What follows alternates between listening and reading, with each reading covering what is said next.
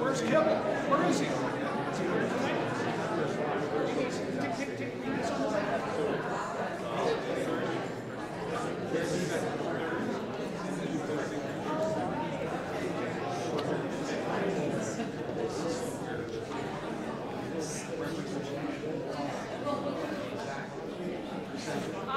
Final call, if you would like to hand in a question sheet for us to give to students to ask on your behalf, please do. If not, we will probably get started quite quickly here.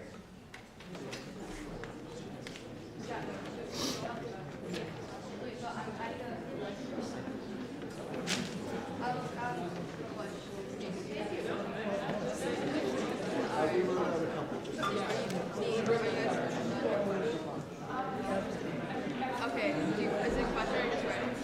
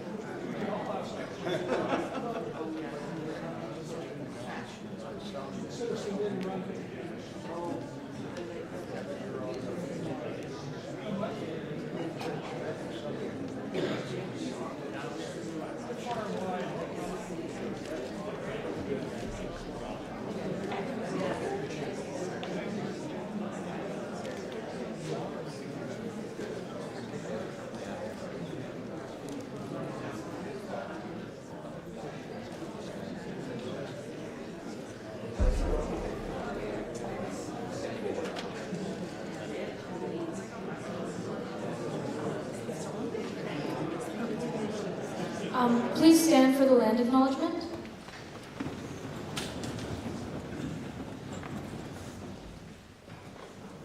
I would like to acknowledge that today we are gathered on the traditional territory of the Malahat and Cowichan nations. I would like to extend my gratitude to the Indigenous peoples of these territories that have been custodians of the land for centuries before the arrival of settlers.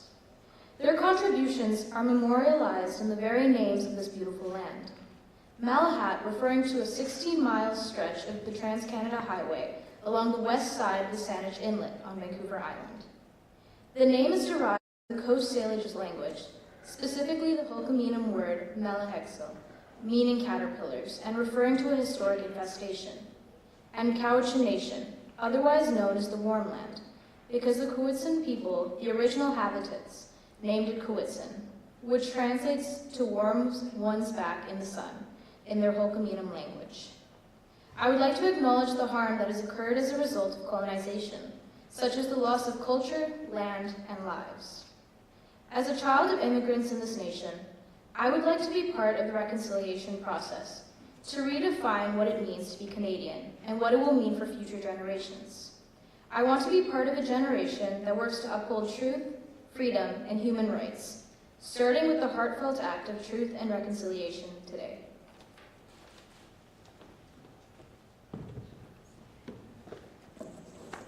Thank you. Please be seated.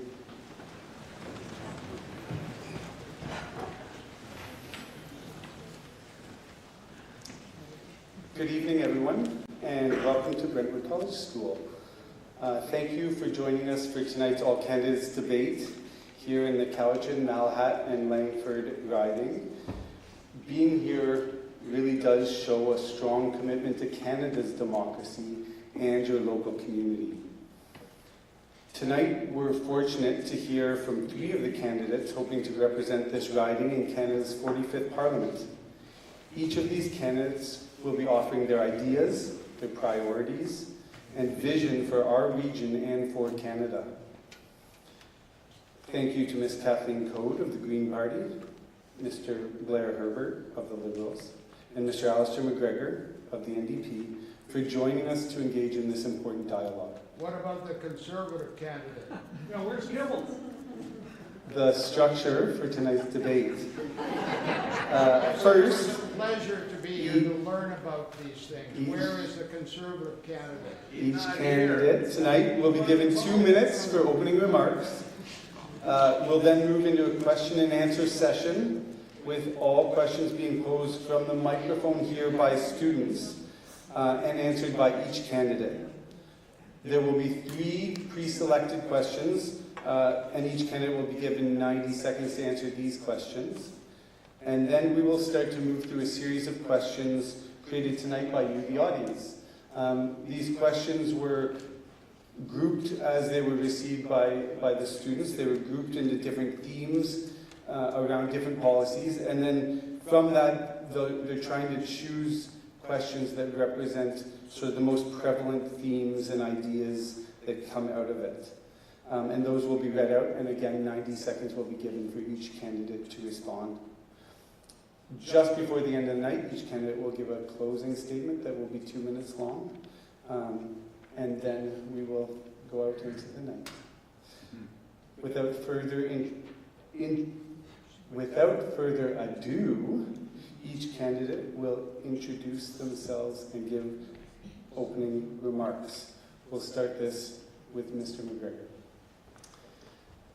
Good evening. I want to start with my remarks with a series of thank yous. First of all, thank you to Brentwood for hosting this opportunity where you, the audience, can learn a little bit more about your candidates, but also thank you for the trust that was placed on my shoulder back in 2015, again in 2019, and in 2021. You know, as your member of Parliament for the last 9.5 years, I've always carried that trust and the responsibility that comes with it on my shoulders. And indeed, for someone like me who's made their home in the Cowichan Valley for 35 years now, I'm raising my family here, the people and the place hold deep meaning for me. And even though we are really far away from Ottawa, about as far away as you can get, I've never forgotten the people and the place in my work as your Member of Parliament. And I think you can see that in my track record as your Member of Parliament, all the work that I have done has been directly influenced by this wonderful land and the people who call it home. We are in a tumultuous time right now, and I know that that is weighing heavily on a lot of folks' minds, but when you're making your choice in this election, specifically about who you want to represent you in this beautiful riding, Cowichan-Malahat-Langford, I would ask that you look at my track record as your representative, but also the track record of a small, mighty, and determined caucus of New Democrats, and the amazing change that they were able to bring about in the previous parliament. Things like dental care and pharmacare, these show the commitments that we have as a caucus to the people that we serve. So I will end by saying that you'll have an opportunity to hear a lot of things tonight about where the different candidates stand on things.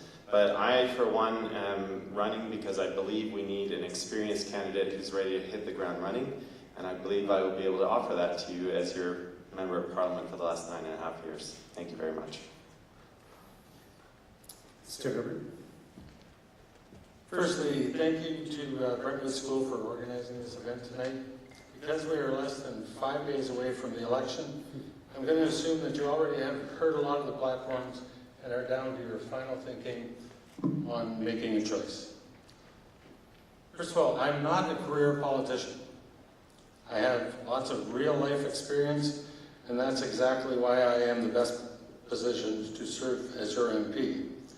I make business decisions that impact people's lives every day. I work well under pressure. I'm not insulated from tough economic times. Rather, I lose sleep over them. During COVID, for example, I had to close my business for a period of 3 months, and I wonder if we would ever open again. It was very stressful. My business and leadership skills are completely transferable and valuable in representing you in this riding. Mark Carney is the most qualified federal leader that has come along in my lifetime. He is articulate, intelligent, and calm under pressure. He is not full of slogans, rather he has substance. And it's Mark Carney that I want on this side of the border, dealing with the fella on the other side of the border.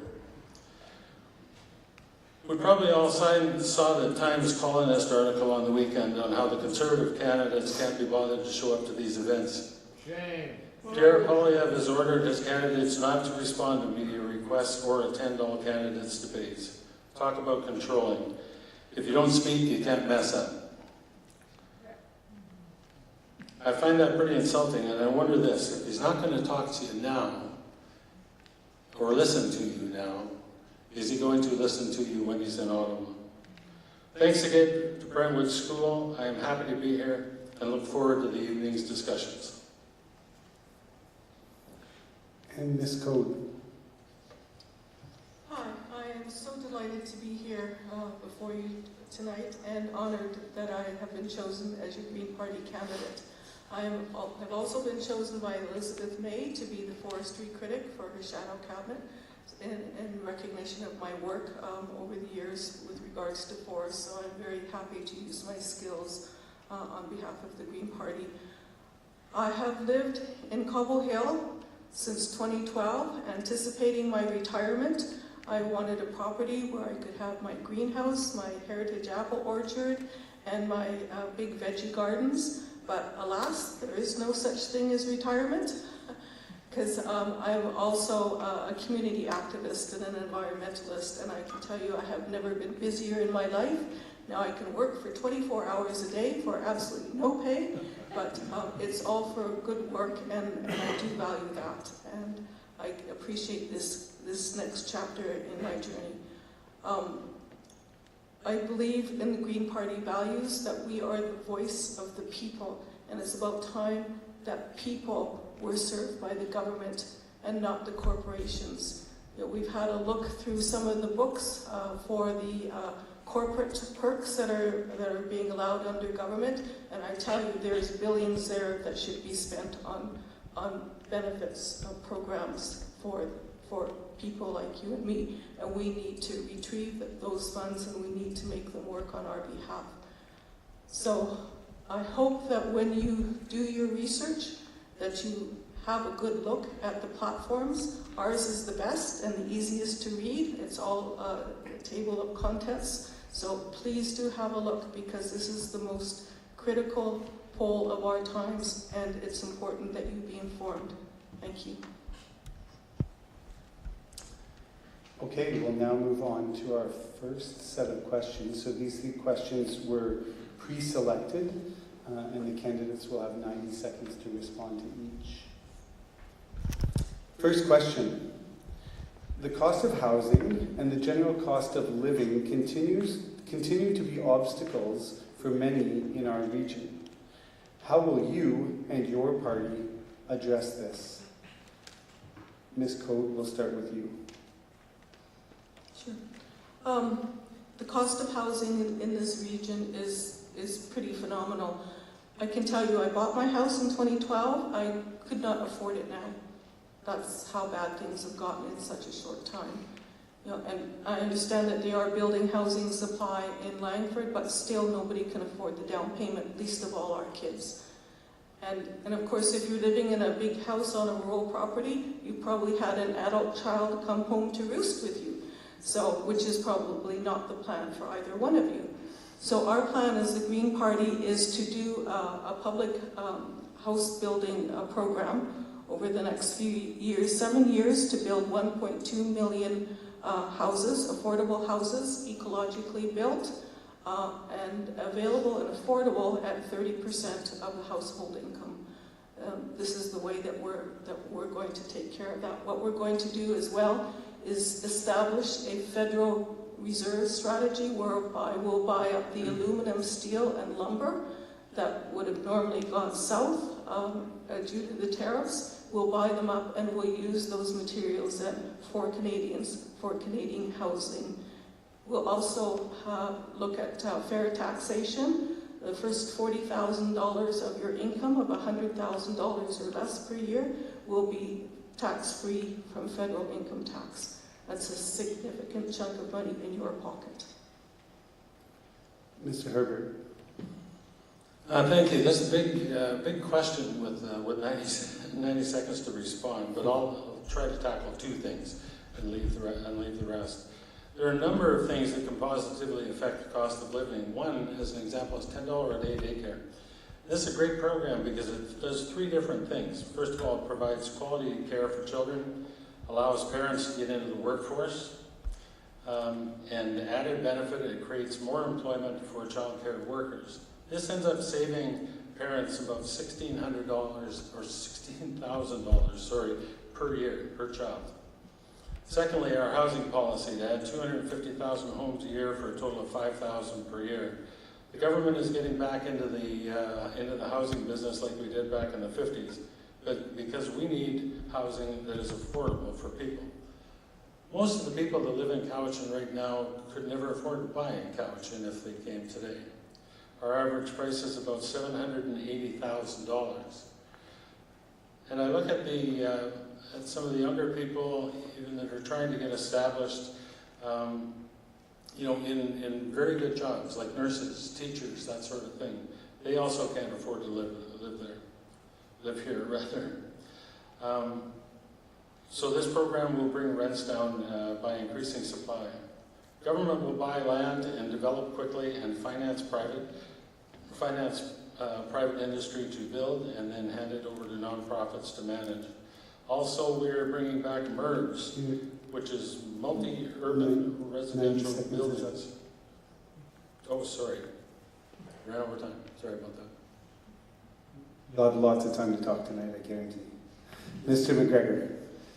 So I think we need to recognize a few things first. Number one, with housing. Housing has turned into, we've seen the financialization of housing, right? So for a lot of housing, it's turned into a vehicle for investment, for greater returns, and it's strayed away from its primary purpose of actually providing a roof over people's heads.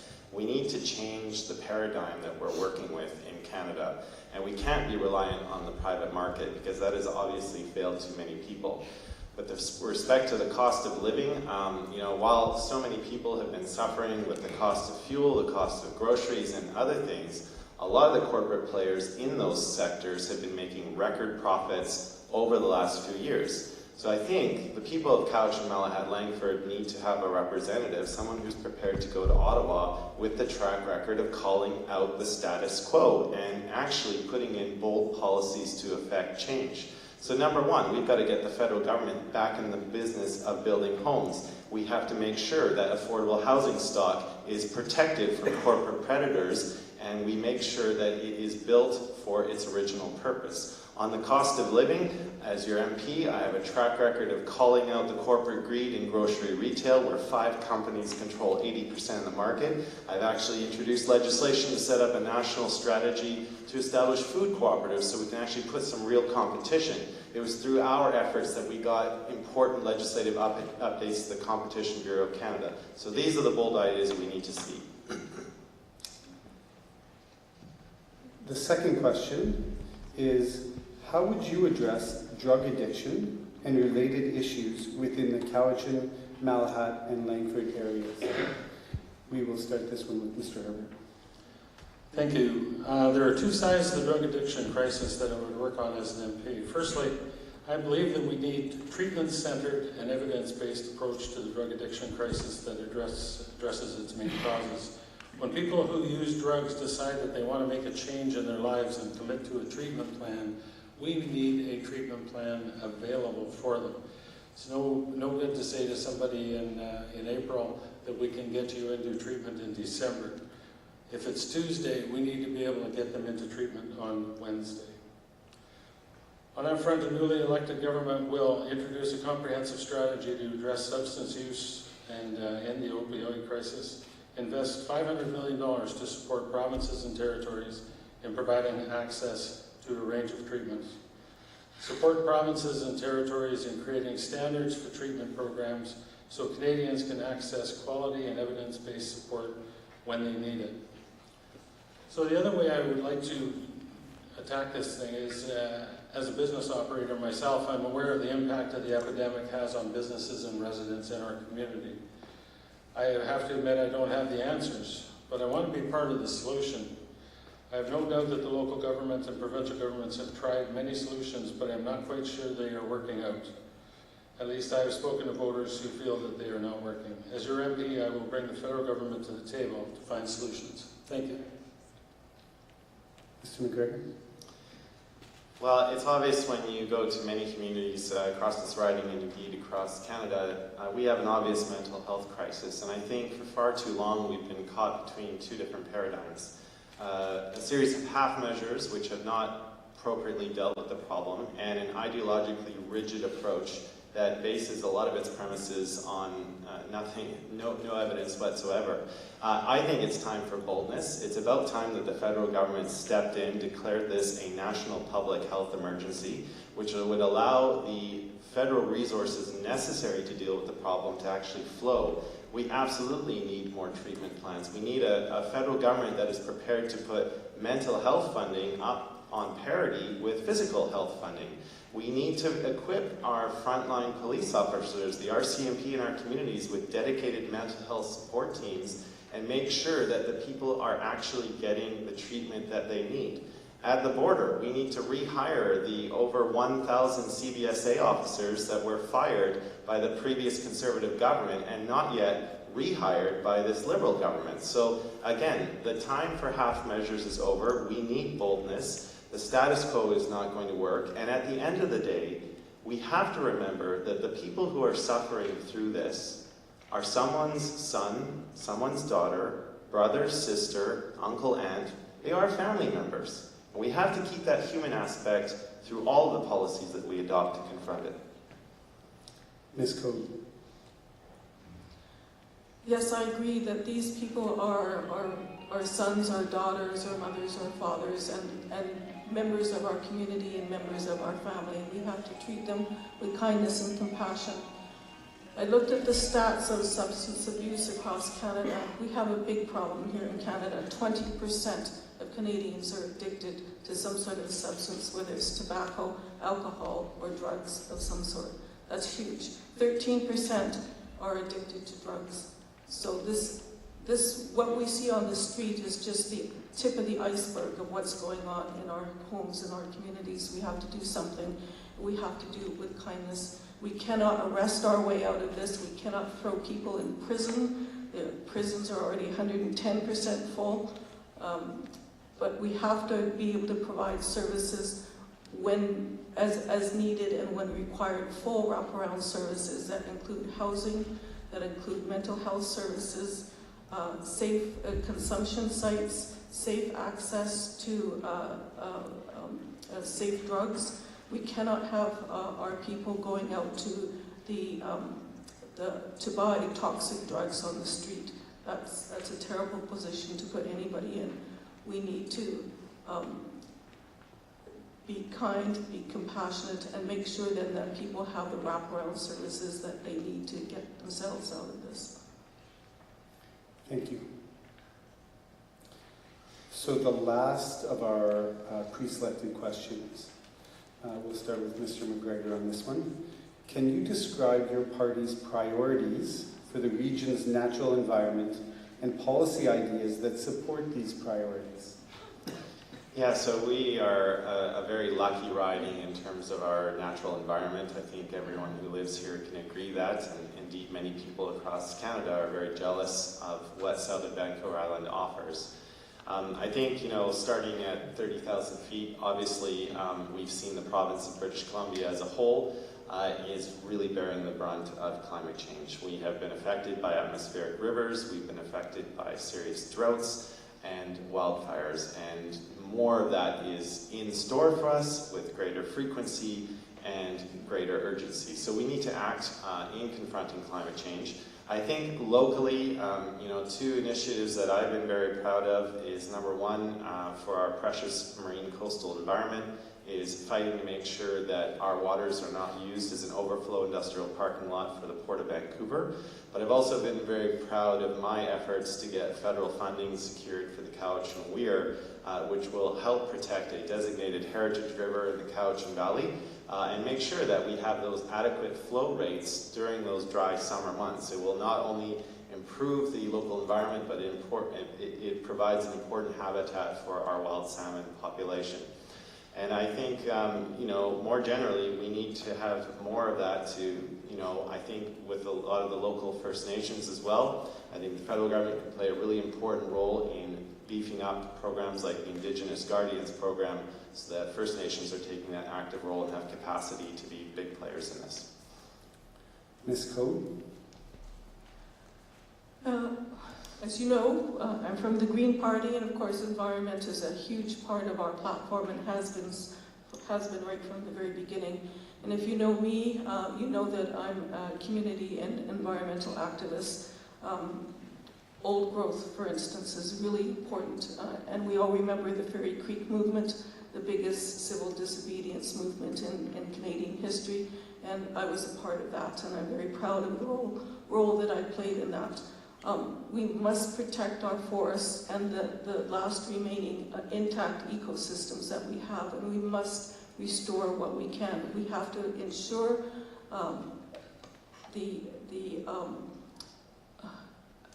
that our watersheds are kept intact so that we have safe, clean drinking water. People are failing to understand that tree plantations are not the same as old growth forests and don't offer the same filtering and purification systems that old growth does. So it's really imperative that we, as whether we're homeowners or whether we're community activists or members of a nonprofit organization, of which there are many here, many of whom suffer from lack of funding, I think that we need to really support what we have left and value every single hectare of old growth, because it's not renewable again, it will never come back. Thank you. Mr. Herbert. Thank you. Canada's natural heritage is under threat from climate change and unsustainable development practices. It's also under a more immediate threat. President Trump wants Canada's land, water, and resources. He wants to weaken us so that America can own us. The Liberals won't let that happen. Our approach will draw on the wisdom of Indigenous traditions, the power of modern technology, and the strength of a united Canada. Mark Carney-led government will conserve nature and biodiversity by creating at least 10 new national parks and marine conservation areas, and 15 new urban parks. Connect Canadians with nature by making access to national parks and historic sites free for 2025. Bolster Indigenous stewardship, including establishing a new Arctic Indigenous Guardians program. Protect our fresh water, including investing $100 million in strategic water security technology to advance Canadian R&D, AI, monitoring, and data. Clean up, maintain, and protect wildlife in and around coastal waters by investing an additional $15 million to modernize the responsible disposal of ghost gear threatening marine mammals and birds, and champion nature conservation internationally by stopping illegal wildlife trade across our borders with modern digital solutions. Thank you. Excellent, thank you very much. So those were our 3 pre-selected questions. We now have a bank of students here who have collected questions, and we'll come up one by one, ask these questions, and the candidates will do the same thing. They'll rotate through who will lead answering each question and have 90 seconds for each question.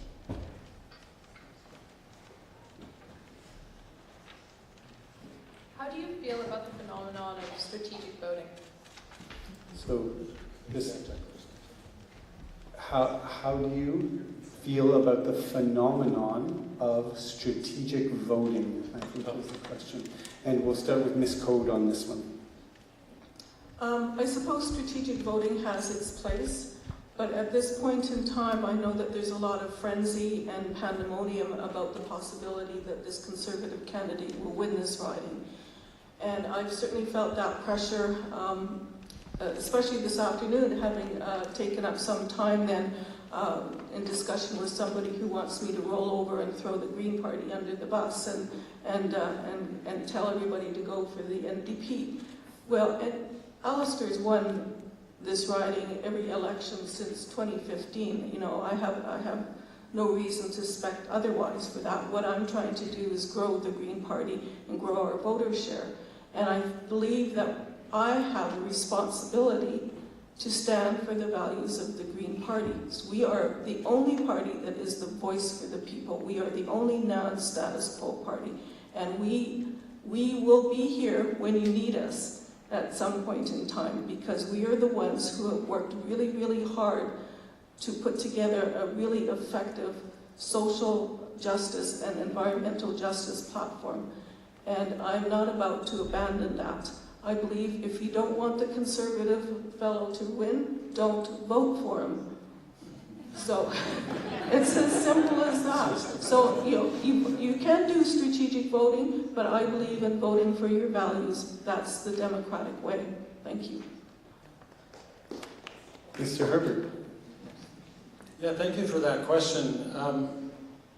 My thing on the strategic voting is you can't organize 130,000 people to do what you want to do. You can only control what you do, actually. And I think the issue in this riding is everybody saying, well, you should vote NDP in order to get a Liberal as a result.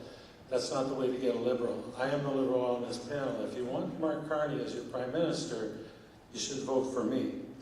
Now, when we're talking to people out on the doors, I can tell you we've been knocking on a lot of doors from up in Cowichan as well as down in Langford. We are identifying lots and lots of Liberals, some NDP and some Conservatives, but lots and lots of Liberals. If you want to make sure the Conservatives aren't going to get in, you should be voting Liberal. Just let that sink in for a bit.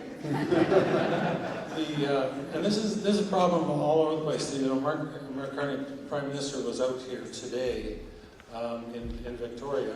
I had the pleasure of introducing him at the Empress. That was pretty cool. But he was talking. One of the questions was on strategic voting as well, and he says the same thing that I am saying. You can only control what you do. And if you cast a vote for the Liberal Party will form government. Thank you very much. Mr. McGregor. Well, to be fair, I don't think people are voting NDP in Cowichan-Malahat-Langford to elect a Liberal. We have a 10-year track record of the Liberal government, and I think that's plain for all to see. I think the biggest contribution, certainly that New Democrats have played over the last 9.5 years of this Liberal government is, calling them out when they've broken their promises and actually forcing them to do the right thing, as we did in the previous Parliament. I mean, you have to remember this is a party that voted against dental care, voted against pharmacare before they suddenly decided it was a good idea. Look, I think this ties into the conversation about the first-past-the-post voting system that we have, which forces, well, it allows parties to be lazy, let's be frank. Some parties don't have to campaign in downtown Toronto, the Liberals, because they know they've got a lock on it. Similarly, the Conservatives don't need to put a lot of resources into the prairies because they have a lock on it. But I would like to give Conservatives in downtown Toronto a voice. And I'd like to give Liberals and New Democrats in the rural prairies a voice. And we can only do that if we have a more proportional system. Look, you can look at the electoral history of this riding as well as I can. You can see in 2015, 2019, 2021, this was a race between the NDP and the Conservatives, and I think it's going to be that again. So I'm not asking you to be strategic. I'm asking you to vote for me because of my demonstrated track record as your member of Parliament. And certainly what we're finding on the doors is the numbers are firming up and our ground game is producing results. So we're going strong all the way to the finish. Thank you. Next question. The Conservative candidate is conspicuously absent.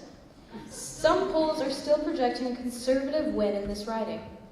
For the candidates that are here, how does this fact and the current center-left tilt inform your and your party's stance on electoral reform? Mr. Herbert. Electoral reform. First of all, we just had a referendum on electoral reform in this province. I think it was about 4 years ago. Might have been 5. And it was defeated. And one of the reasons it was defeated is that it is it's not a good plan. First of all, it's too confusing. In order for electoral reform, this is what I'll do. I'll tell you about what happened in New Zealand in their last election. The Conservatives won that election on a first-past-the-post system. The Labour Party then joined up with a far-right anti-immigration party that, because they had a certain percentage of the vote, they had 10 seats, although they didn't win any of them. The Labour Party then offered the head of this far-right party the deputy minister or deputy prime minister's job with a big salary, and he got to pick out 10 ridings where they actually kicked out people that actually got elected and put those people in there. I said this the other day at one of these. It bastardizes the system, in my opinion, and it's not as easy as everybody sounds. Oh yeah, it's just, if you get 10% of the votes, you get 10% of the seats. Thank you. Mr. McGregor. We all remember this one, right? 2015 will be the last election held under first-past-the-post. It was remarkable to hear Mr. Herbert, because 10 years ago, in 2015, the Liberal candidate was on stage saying exactly the opposite. How it was such a wonderful system that we had to change to something different from first-past-the-post. So, I think it demonstrates the Liberals' ability to be like a political weather vane, and they have discovered that the current system suits them quite well. Look, I've made my position on proportional representation quite clear. We support it. I think there are ways you can build a system, because there's a whole range of proportional systems that you can build, that put safeguards in place, like minimum thresholds in order to attain a level of seats. There's all kinds of ways that you can democratize the system. But to Mr. Kibble's absence to that part of the question, call me old-fashioned, but I believe that if you're going to seek election from the people of a specific riding, you need to show up, and you need to be able to face the tough questions. And I think it's part of a worrying pattern of Pierre Poilievre's absolute dictatorial control over his caucus and his candidates. And again, this was mentioned in the opening statement by Mr. Herbert. You know, if Mr. Kibble is elected as your MP, and he's already shown this reticence to face the electors, who is he going to actually represent? Is it his leader or you in Ottawa? I think that's a very legitimate question people here need to be asking themselves. Ms. Coe. Personally, I think it's disgraceful and insulting that Mr. Kibble refuses to attend our candidate debates. Here, here.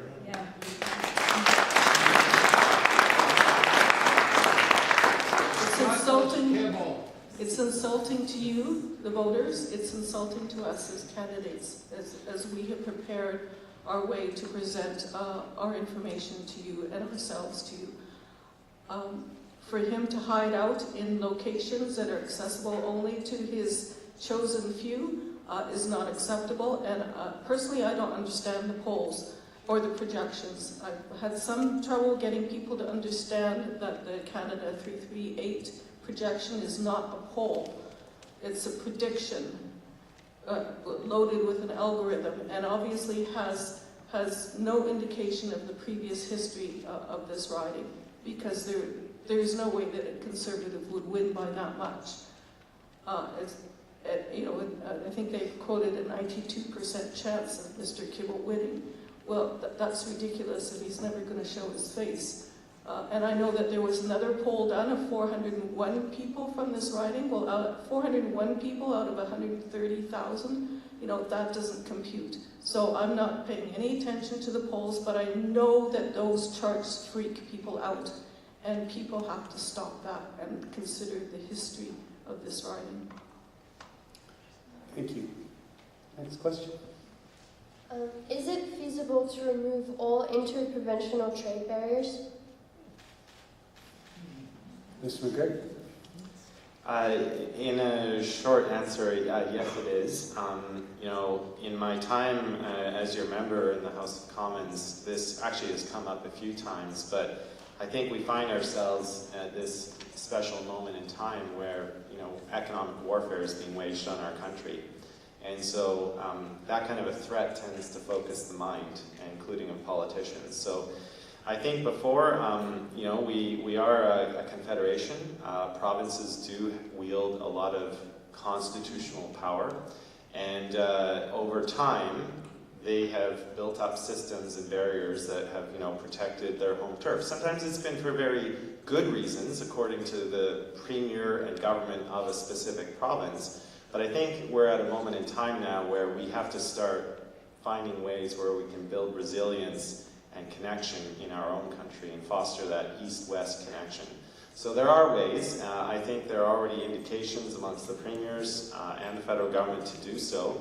And we have to remember that because we're dealing with relations between provinces, the federal government actually has a primal role in fomenting this change. So absolutely we are able to lower those interprovincial trade barriers, and more importantly, we can get provinces to agree on a base standard for how credentials are recognized, what kind of products are accepted. But yes, absolutely, this is a moment in time when we can do that.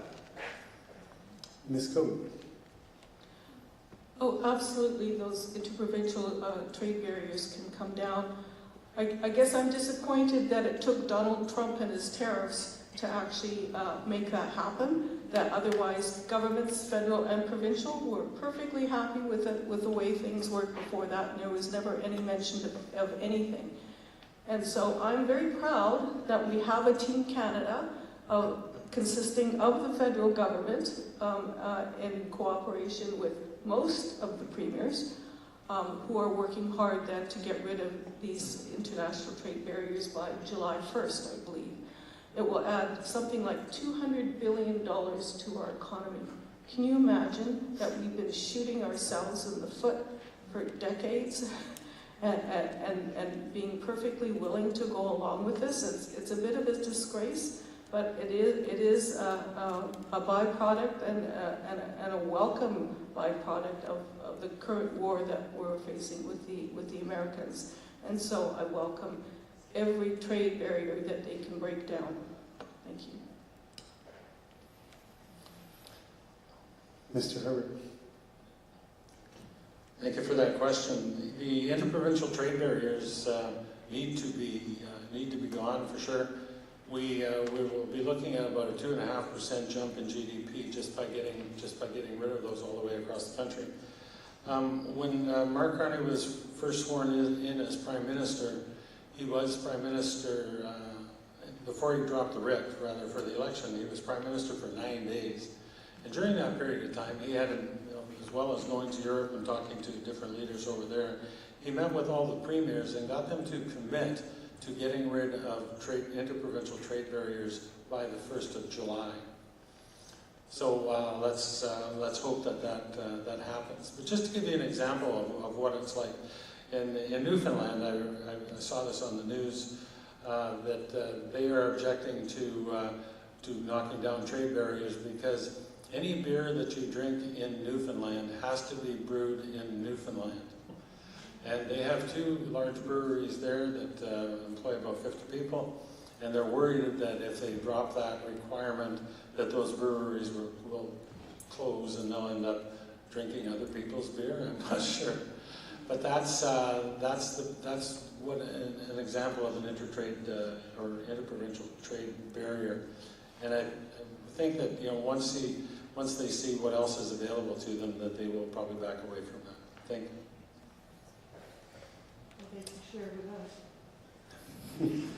Next question.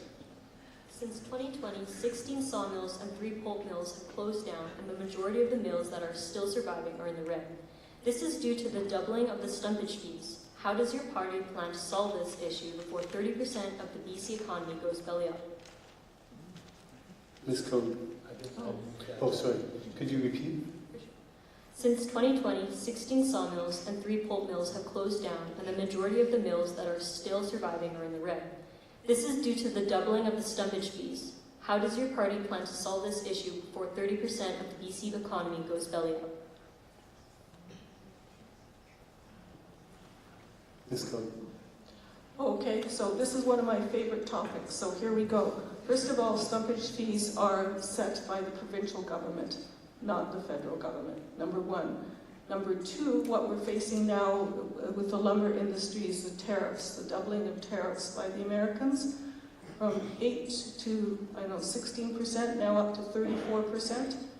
We, the Green Party, are recommending that lumber then become part of our strategic federal reserve, where we would buy up the lumber that would have gone south to the States, and we will use that wood then to build Canadian public housing. The forest industry in BC has gotten there purely on its own in terms of putting itself in the red, and to the point now where there is very little fiber, what they call fiber, left, and they've cut down most of the old growth, leaving us less than 3%. Most of the sawmills and forest technology is automated now, so that's part of the reason that the forest industry is dying, because they're killing their own jobs, and then they're coming to the government for subsidies. So it's my opinion that the entire forestry industry has to be overhauled and rethought out, because it's simply not working anymore, and it's their fault, not ours. Mr. Herbert. Yeah, thank you for that question. The stumpage fees are a provincial thing. That's what got us in trouble with the states to begin with, when there was a 12% tariff before they added the last little bit.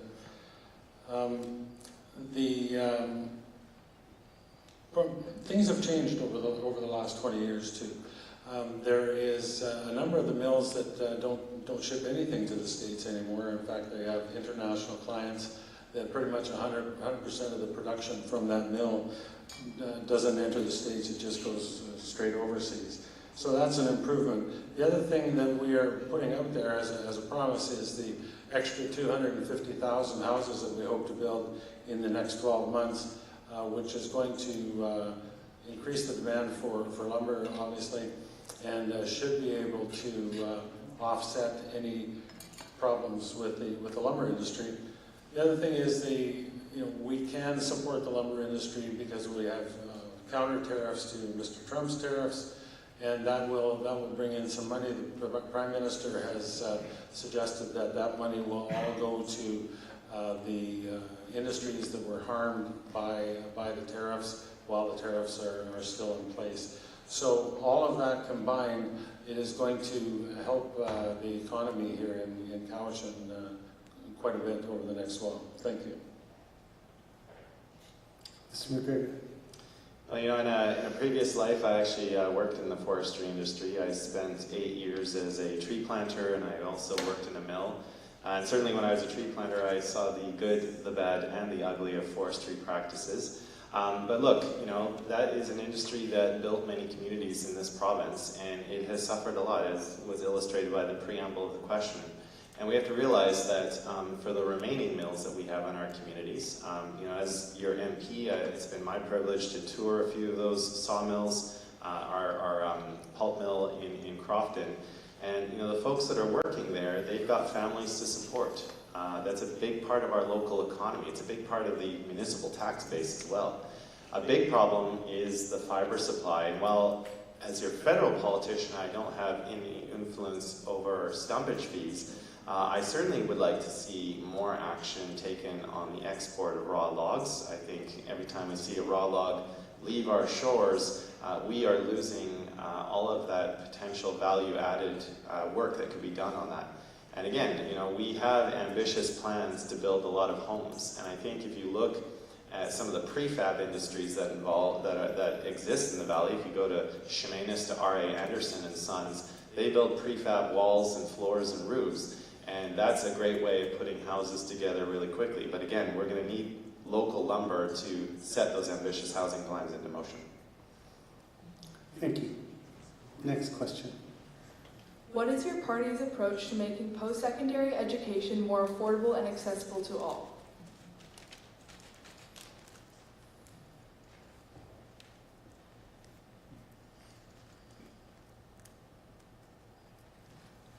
Mr. Herbert. Oh, it is my turn. Yep. Sorry about that. That's okay. Yeah, post-secondary education. First of all, you know, and I hate to use this as an excuse, but again, it's one of those things that is a provincial responsibility. We've run into some problems here lately with post-secondary education because of immigration issues. The provincial governments have cut back lots of these institutions by quite a bit, and so the offset is that they were you know, bringing in foreign students to make up the difference. And then, you know, we were bringing in so many that it was causing us issues on the immigration side because we didn't have the housing or the infrastructure or the social structure to be able to support these people in coming to our post-secondary education facilities. So that has caused some issues now. So what the federal government did was cut back on immigration, and now the post-secondary institutions are suffering even more. Now, coming from a student, that question probably had more to do with how can we get it cheaper. There is a cost to post-secondary education, and that's not a bad thing. I think if we had free post-secondary education, a whole bunch of people would be going there that shouldn't probably be going there. And that means the people that should be going there wouldn't be going there. Thank you. Mr. McGregor. Well, I think, you know, we have to approach this question with a realization that for students, we're asking to be the next generation that's going to take the reins of our society, right? They're supposed to jump in, be that next bridge, take on those professional jobs, and they are saddled with mountains of debt. So, you know, we put all these expectations as a society on their shoulders, and so many of their formative years after post-secondary education are spent just simply paying this mountain of debt down. So I think one of the ways, or several of the ways the federal government could be helpful in this respect is by increasing the number of grants that are available to post-secondary education rather than relying just on a loan system. I would also like to see that for certain sectors where we have a dire need for professionals, such as in the medical profession, you know, rewarding students who choose to locate the early years of their practice to, say, a rural and remote community, perhaps setting up a system where we can forgive that student debt. But you know, it's not just the post-secondary costs too, right? Because as students are going through this, they're also dealing with the incredibly high costs of housing and also the cost of living. So I think this ties into a wider conversation about how we address the issues of making housing more affordable generally, but also addressing the cost of living increases, because you know, students need to be able to afford to eat and house themselves while going to school. Ms. Code. The Green Party is committed to implementing a tuition-free public post-secondary education throughout Canada with a phased approach, beginning by offering free tuition to low-income students, Indigenous students, and those in critical fields such as healthcare, with the idea of expanding this over time to all students. We want to make sure that financial barriers are not an impediment to accessing higher education. I know that there are countries throughout Europe that offer free education to students. In fact, in some places I could go there, not even being a citizen of that country, and access some really great educational programs. And I think that as Canadians, we can at least offer Canadians and international students a bit of a break, especially in terms of recruiting international students and making sure that their tuitions are fair and that they're not financially exploited. We would like to see a capping on the tuition fees at fair and reasonable rates.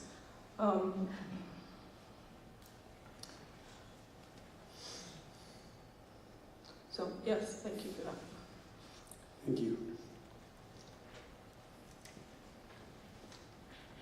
As infrastructure, housing, the environment, and economy are going to be influenced by the actions and inactions of the U.S. presidency, how does each party member respond to the economic, safety, security, and serenity risks that are currently in our orbit? Do you need to repeat on that? It's a big question. That's a big question. Nice and slow. How does each party member plan to respond to the economic, safety, security, and serenity risks of the actions or inactions of the U.S. presidency?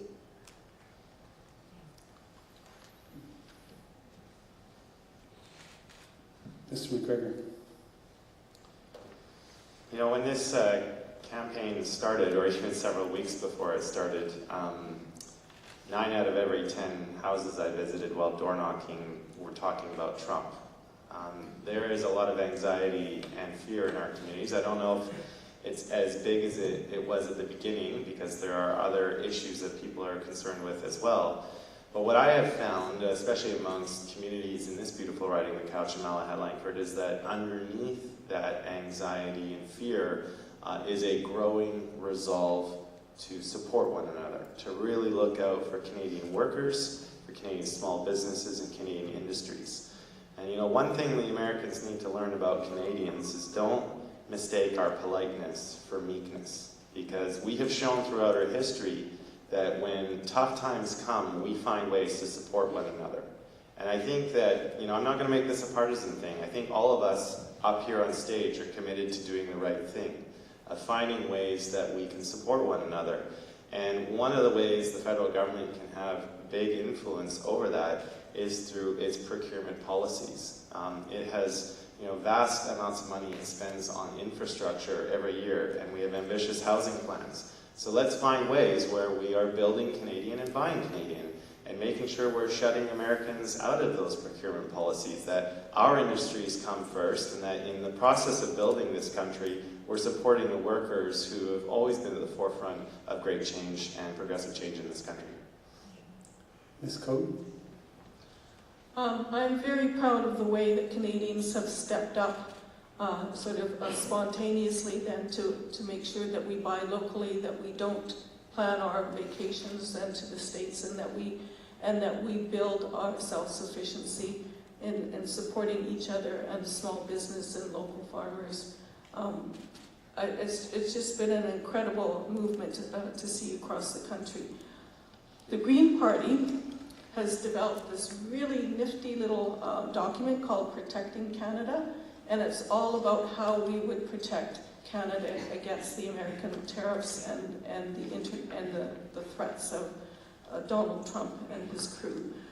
We go through everything from international concepts, building an economic NATO, re-engaging with the UN system, even offering the UN headquarters a safe haven if need be, setting up the Federal Strategic Reserve that I talked about earlier, defending our border with the development of a 130,000 strong civilian corps, canceling the F-35 contracts, making sure that our Canadian manufacturing capacity increases, and just making sure then that we are more self-sufficient in developing partnerships throughout Europe and Asia. Mr. Herbert. Yeah, thank you for that question. The world has changed in the last 4.5 months since President Trump was elected in the U.S. And the thing that's kind of shocked me over that period of time is that now he has actually, sort of declared war, economic war, on everyone in the world. Even picking on penguins, that nobody even lives there. It doesn't make any sense whatsoever. But that's changed our dynamic here. We have to think differently than we did a year ago. We used to think that the Americans were our friends and trading partners and so on, and we would cooperate with them. We would give them advantage over other countries in the world when we were procuring equipment for the military and so on. And now we're looking at that as that there's no trust left with the Trump administration for sure. And why now would we be buying planes from the Americans when the Americans control all the parts? And if there's something breaks down with our planes at a whim, he could just say, yeah, we're not getting any parts, and then we lose our Air Force. It's ridiculous. So I would be in favor of getting rid of that contract. But I think what we're going to do in this country is try to build our way out of this, and that's with building homes. And I guess I've run out of time. Sorry. Thank you. Next question. While it is clear that climate change is not the top public concern, the science is clear that nothing is more important if we want to provide a livable planet for our youth. How will you influence policy to make sure that Canada meets its climate commitments? Ms. Code. Yes, thank you. That's a really great question, because whether we think about it or not, whether we discuss it or not, the climate crisis is here, and we've all experienced things like the wildfires, the drought, the floods. As a small producer myself, I lost my apple crop and my raspberries in the heat dome.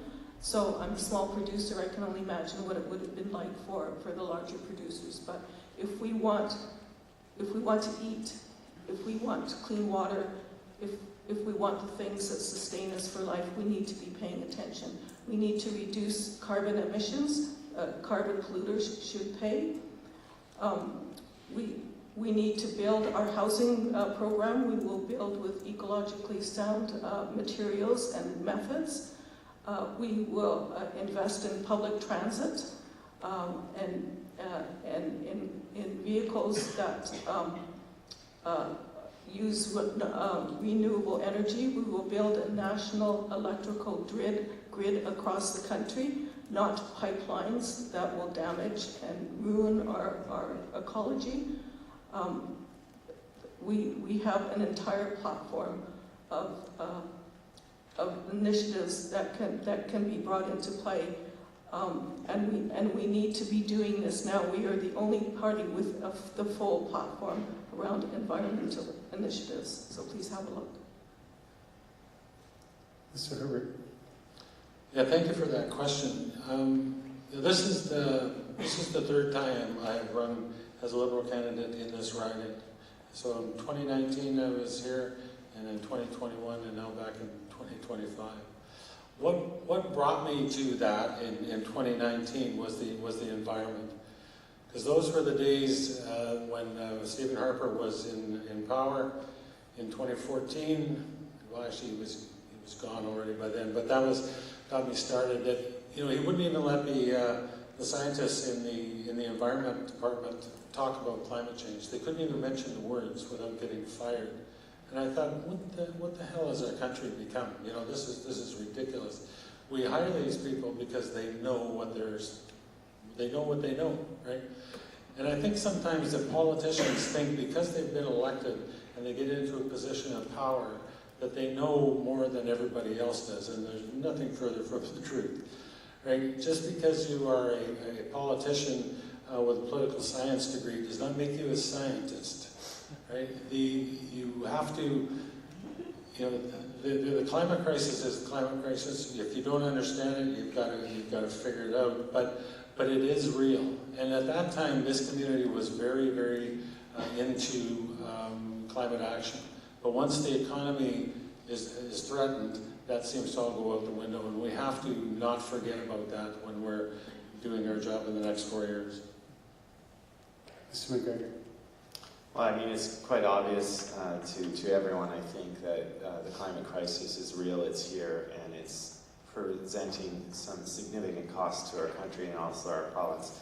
I always try to figure out a way to speak to conservatives on this issue, and we absolutely need to be worried about the ecological costs, but I try to also present it to them in terms of economic costs. And we have to start asking ourselves, how many future tax dollars are we prepared to spend to fight wildfires, to help farmers through droughts, to build our cities up, our coastal cities, against coastal inundation? Because those all have significant costs, both in adapting to them, but also fixing the mess after a major weather or climate weather-related event comes through. So we have to understand that. I think, number one, we have to get rid of the subsidies that we give to oil and gas companies. There's no more tax dollars need to go to highly profitable oil and gas companies. We have to get off the diluted bitumen pipeline bandwagon. We know from the Trans Mountain pipeline expansion that was over $30 billion of taxpayers' money that was spent. And you know what?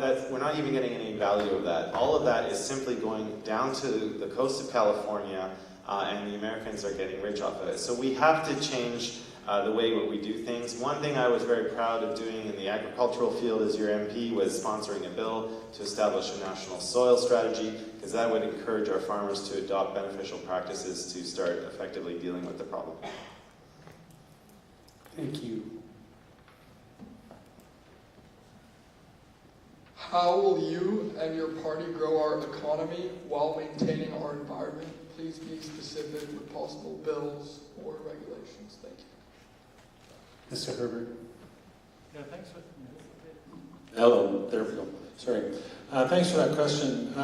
Well, first of all, when you tie the environment together with the economy, what some parties would suggest is that we have to choose between those two things. We have to either choose a good economy or we have to choose the environment. And nothing is further from the truth, actually. I look at the climate change crisis as an economic opportunity, actually. There's so many smart people in this country that we can develop things that we could, that would help with climate change, that we could manufacture here and export to the rest of the world. And just even from consultant basis, we could help other people, make these changes. I myself, we just put solar power in on our farm just a week ago, actually. And most of that product actually came from Vietnam. I'm not sure what is so special about Vietnam other than that was the choice other than the States. I don't know why we can't build that sort of stuff here.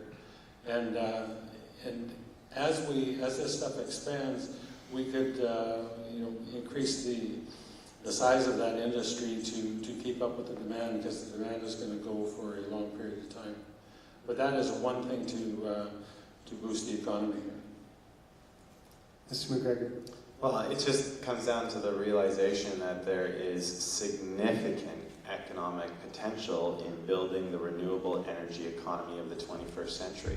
So, you know, we look at all of the professions that are involved in our oil and gas infrastructure, right? Those are not oil and gas workers. They're electricians, they're pipe fitters, they're welders, they're heavy-duty mechanics. Those are all transferable skills to building a clean energy east-west energy grid, right? Something where we use all of the various aspects of each province and we build that. So those are transferable skills. That's how you keep those people employed and grow our economy while also doing something that's good for the environment. So it does require a paradigm shift.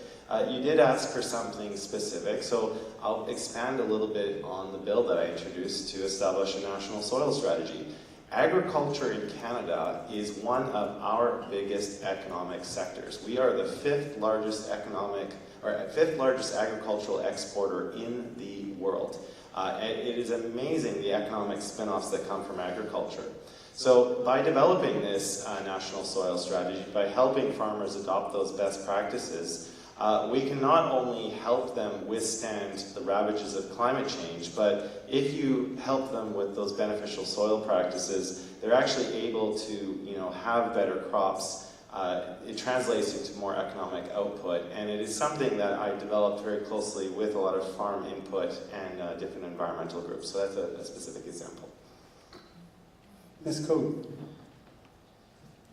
The Green Party has been saying for a very long time that the economy and the environment are intertwined, that they're one and the same, and you can't separate one from the other. Basically, if you don't pay now, you'll pay later, and you'll pay much bigger later on. It's so important. And yet it astounds me that I stand here with these two gentlemen representing parties, the big parties in Canada, and I have yet to see a national climate change plan. I've been studying the environment since the year 2000, and we have fought every step of the way to get environmental change and the crisis recognized. I retired in 2017 as an economic development policy analyst from the provincial government in BC. Under the Liberals, I was not allowed to mention the words environment or climate change. That's how new that is. So we are at this point starting at point zero, you know, in terms of really addressing climate change and all that involves and the complexities of those things. And I'm glad to see it happen, but it's 20 years too late. You know, like there's a lot of ripple effects on the go that we don't even know about yet about what's going to happen. But we will certainly try our best to address what we can. Thank you. What do you and your parties feel is the major future of immigration into or out of Canada?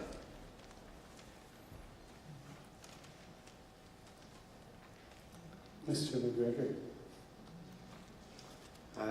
That is also a massive subject.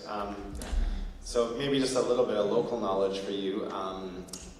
In my constituency office currently, because it's still open during an election to help people with casework, 90% of our incoming casework has to deal with immigration right now.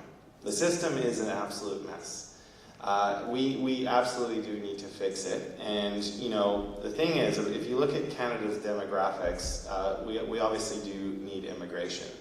But it does need to be better managed. We need to find those skill sets that are going to complement certain industries because, you know, we, on the one hand, we have not been properly supporting immigrants who have come to Canada. I think that much is obvious. You know, a lot of new immigrants have been suffering and trying to find reasonable cost of living, find jobs, find affordable housing. But on the other hand, and this is especially true in a lot of rural and remote communities, is we have a lot of industries which are really struggling with their labor needs right now. They simply do not have enough workers out of the local population. And in many cases, that's forcing local industry to close down or to shelve expansion programs. So there's a real economic cost to not managing our immigration correctly. But I can just tell you, like from my hands-on knowledge in my constituency office, the way things are being managed right now under the current Liberal government, they are not working, and we do need to make sure it's fixed. Ms. Code. Yeah. Immigration needs to happen for Canada simply because the birth rates aren't keeping up. And we need to make sure that our pensions are paid for, down the road, so that would be helpful. Immigration is one way of renewing the country, and I think it's really important. We are well known for our diversity and our acceptance of culture, but there are people who are disgruntled. I met a young gentleman the other day in a cafe who told me that the reason that he was denied social assistance was because an immigrant had taken his place. That's not how the immigration system works. But he wasn't in a mood to listen to anything. When immigrants come to our country, we need to make sure that there is room for them, that we have housing for them, that we have services for them, and that we're not overwhelmed by them. I've been impressed by the many church organizations and other nonprofits that have worked diligently to accept immigrants into the community by making sure that they had the housing and the services in place before they arrived in this country.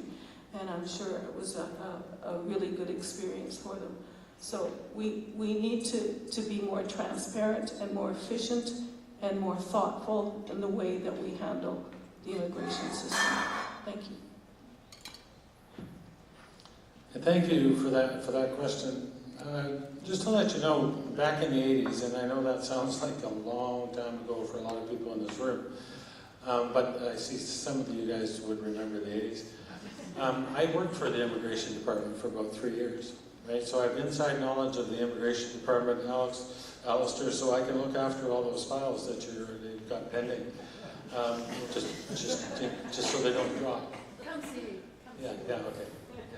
Yeah. But immigration is the thing that we need in this country. This entire country was built on immigration, and I myself am a second generation Canadian, and we need more people to come to this country. But we have to have the infrastructure in place to be able to accommodate them. We have to have the system to support these people when they get here with English as a second language classes and all the rest of the stuff that goes with that. So we have to do a better job of that, because right now we brought in a bunch of, a lot of it is foreign students that are changing over from being on a student visa to being a permanent resident. I get that, but it is causing other issues in the economy, like shortage of housing. So once we can get that fixed, we will turn it on again. But this year in 2025, I think is the first year in a long time that our population is actually going to drop. Thank you. I have another question, and I think that this will be the last one of the night from the students. And it is, what is your party's single largest initiative coming into the next term? Ms. Code. For the Green Party, that would be our housing initiative. We recognize that this is a starting point for so many people who are unhoused or not housed appropriately. This is especially critical for our young folks. Where are you supposed to raise your family? Where are you supposed to live your life? If you're still living in your mama's basement, it's not going to happen, is it?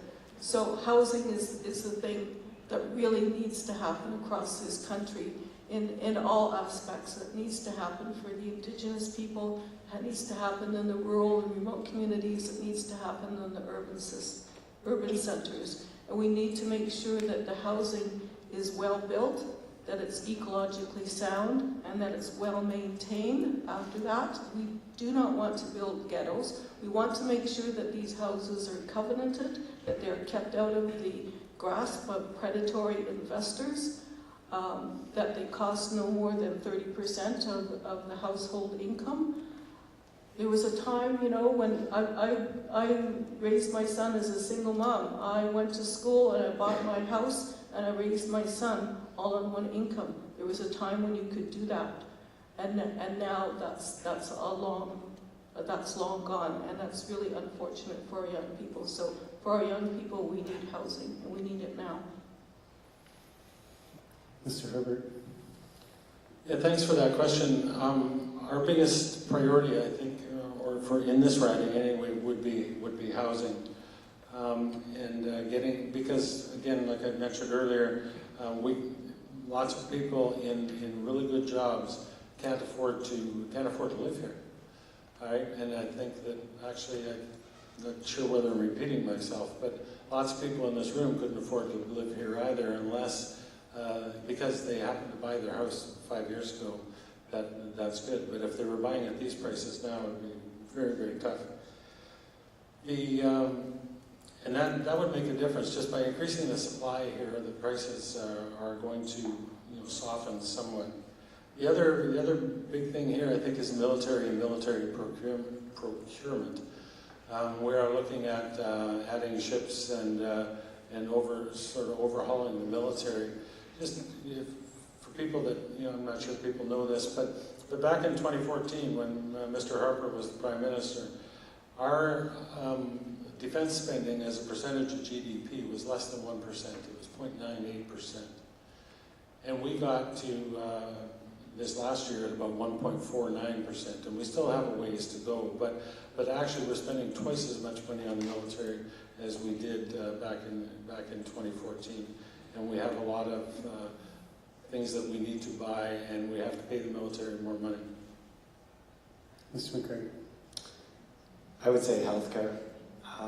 If I'm fortunate enough to earn your trust again to be your member of parliament in this election, you're going to have someone in Ottawa who has a demonstrated track record of working with his NDP caucus colleagues of delivering big results in healthcare. It was through our efforts in the last parliament that we contributed to the single biggest expansion to our healthcare system in the last 50 years with the Canadian Dental Care Plan. We also made this Liberal government establish the legislative framework for national pharmacare. There are agreements in place with 2 NDP governments, one in Manitoba and one in British Columbia. We have our set sight for even bolder things in the next parliament.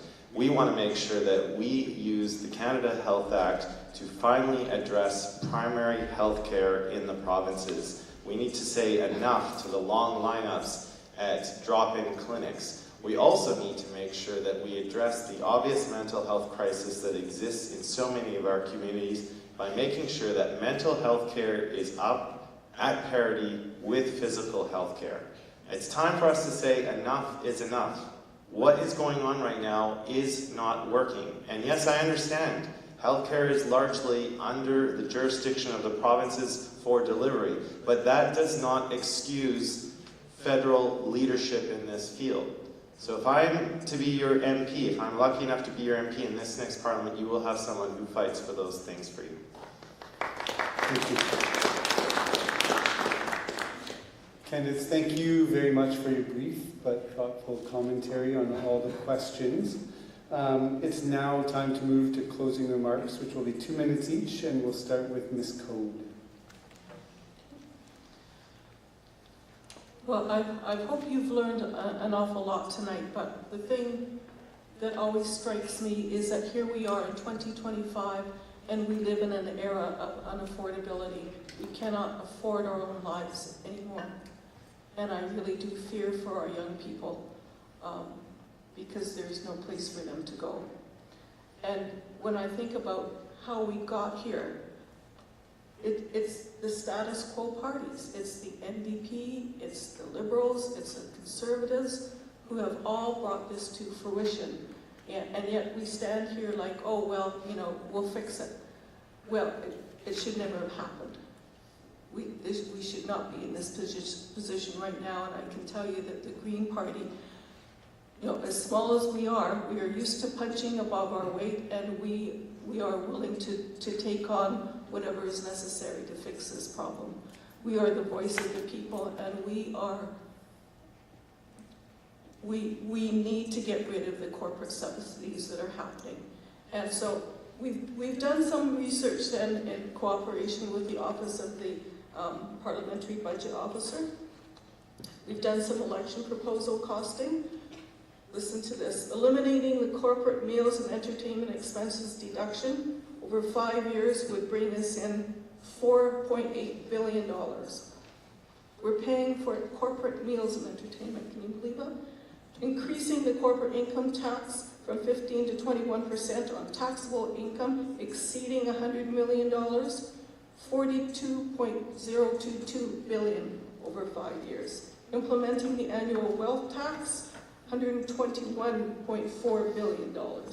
Eliminating resource deductions for the oil and gas sector, 14.7. The financial transaction tax, $237 billion.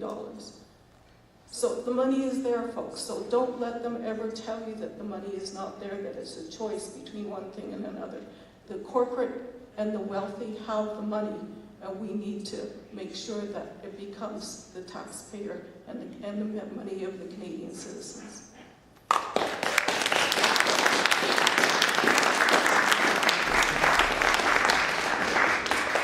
Mr. Herbert. Thank you. In closing, I want to thank Brentwood School for hosting this event and for all of you attending here today. Today's national polls show this election to be a race by only two parties. Former federal NDP leader Thomas Mulcair summarized it best when he said, "Trump's threat to Canada means this election must be a choice between the Liberals and Conservatives." We are knocking on lots of doors in this riding and are identifying lots of Liberal voters. And you've seen the headlines, the shift is coming. So now we're hearing the old NDP line that if you want a Liberal Prime Minister, you should vote NDP. Think about that. It doesn't make any sense. If you want a Liberal Prime Minister, vote Liberal. It's that simple. Further, the NDP leader is now making accusations such as Mark Carney will cut health care transfers to the province by $45 billion to give tax breaks to billionaires. There's no truth to that statement. Right? And then you have the Conservative leader, a professional politician for 20 plus years with no economic experience, master of slogans and rhymes. And lately, Poilievre is now bent on overriding the Charter of Rights and Freedoms and ignoring the Supreme Court by using the notwithstanding clause. Who's that sound like? Sounds exactly like the law and order rhetoric from Trump. Folks, whether we like it or not, and some people don't like it, the Charter is in place to protect everyone. Nice people, and not so nice people, and everyone in between. And what about individual rights? After we have seen what happened in the States, I have heard from many here in the LGBTQ community that they are afraid that their rights might be trampled in Canada under a Conservative government. The Liberals will not let that happen. Liberal Party leader Mark Carney has an economic experience and proven track record to build our economy, stand up to Trump, and lead us through these challenging times. We have already seen him in action. This riding needs a voice at the national table. We have been represented on the backbenches of government for far too long. We deserve a strong voice. I ask for your vote for our sovereignty, for our economy, for the environment, and the kind of country that we want to live in. Thank you very much.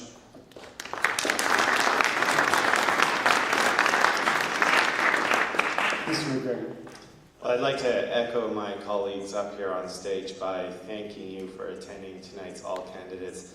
I firmly believe that a healthy democracy depends not only on the quality of the representatives who are seeking your vote, but also an actively engaged electorate who are willing to come and listen to the candidates to make an informed choice.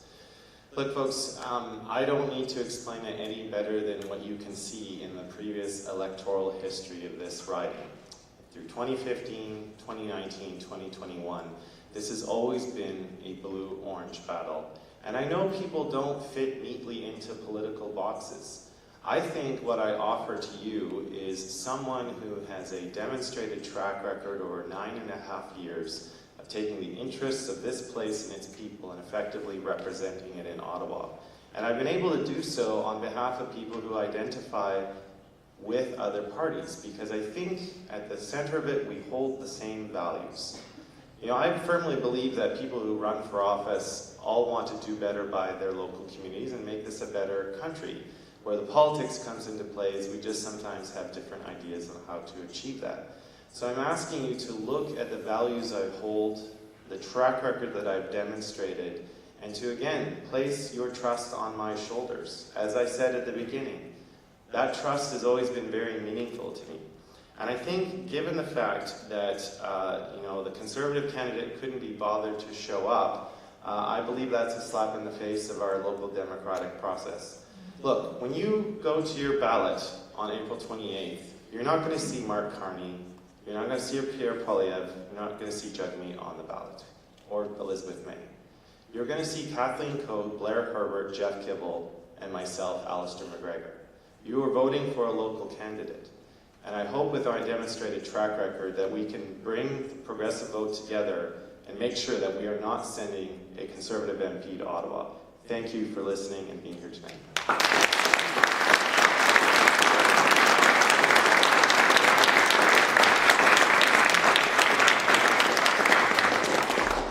I also want to echo my thanks to both you, the audience, and the candidates for being part of tonight's debate and engaging in the democratic process. As Mr. McGregor reminded you, Election Day, though some of you may have already voted, Election Day is Monday, April 28th. That's next Monday, and your voices do matter. Make sure to get out and vote. Together, let's continue to build a strong community and a strong Cowichan-Malahat-Langford Riding. Thank you all for joining us, and have a wonderful evening.